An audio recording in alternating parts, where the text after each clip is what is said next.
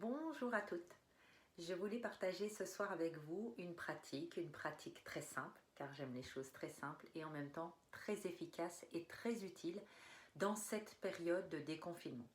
Alors peut-être que pour certains et certaines, cette période est synonyme d'anxiété et assez anxiogène. Il y a peut-être des peurs qui arrivent, en tout cas des doutes aussi. Et donc l'idée c'est pour passer cette période, la façon la plus douce et la plus harmonieuse, c'est de travailler son ancrage et son enracinement. Alors qu'est-ce que l'ancrage et l'enracinement? Tout simplement, ce sont les fondations de votre maison. Ce sont les fondations de votre corps physique. Et quand les fondations ne sont pas bonnes, et bien tout simplement, le corps tombe, s'écroule. Donc pour justement pouvoir passer ces périodes de la façon la plus solide possible dans une forme d'immobilité, c'est de travailler cet ancrage et cet enracinement. Alors, vous pouvez le faire de différentes manières. Alors soit vous avez la chance effectivement d'avoir un jardin et auquel cas c'est génial. Tout simplement un quart d'heure, 20 minutes par jour.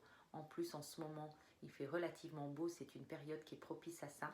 De marcher pendant un quart d'heure, 20 minutes, pieds nus dans l'herbe, dehors, à même le sol. Si vous n'avez pas de jardin, tout simplement quand vous avez l'occasion de vous balader, de trouver un petit espace vert. Vous allez tout simplement donc poser vos pieds au sol et vous allez imaginer des racines qui partent de vos pieds et qui viennent puiser l'énergie de la terre-mère. Vous savez, quand on est ancré, on est plus stable et on vient se connecter à notre source vitale.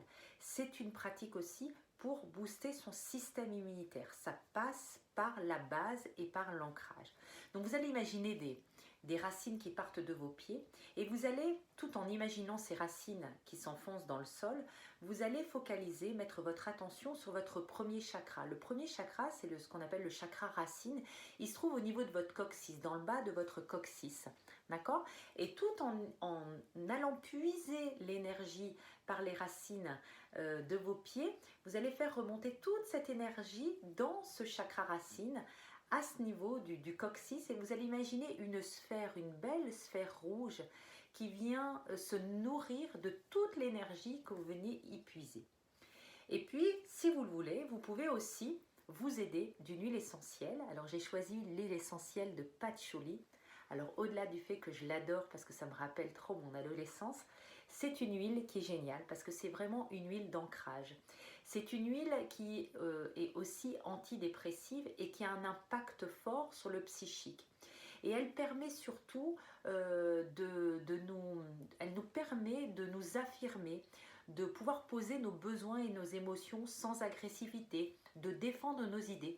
Parce que quand on est enraciné, c'est là où on peut commencer à se projeter, à imaginer de nouveaux projets et surtout à oser et à concrétiser nos idées, nos projets et nos objectifs. Vous voyez que cet ancrage est assez important tant sur le plan émotionnel pour stabiliser nos émotions, mais sur le plan aussi de la confiance en soi, sur le plan de oser faire les choses, de s'affirmer et oser aussi défendre notre originalité. Qu'est-ce qui fait mon originalité? Et vous voyez, quand on travaille cet ancrage et qu'en plus on travaille avec l'huile essentielle de patchouli, ça va venir vraiment booster toute cette énergie positive. Alors tout simplement, comment l'utiliser cette huile? Vous prenez une huile végétale, d'accord, et vous mettez 1 à 2 gouttes d'huile essentielle de patchouli et vous massez la plante des pieds. Tout simplement, vous massez la plante des pieds avec ce mélange.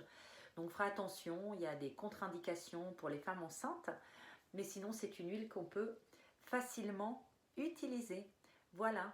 Alors, je vous souhaite un bon enracinement, un bon ancrage pour traverser cette période et en tout cas continuer cette semaine pour qu'elle soit la plus douce, la plus harmonieuse et la plus joyeuse possible. Voilà, sur ce, je vous souhaite une excellente journée et je vous dis à très vite. Ciao!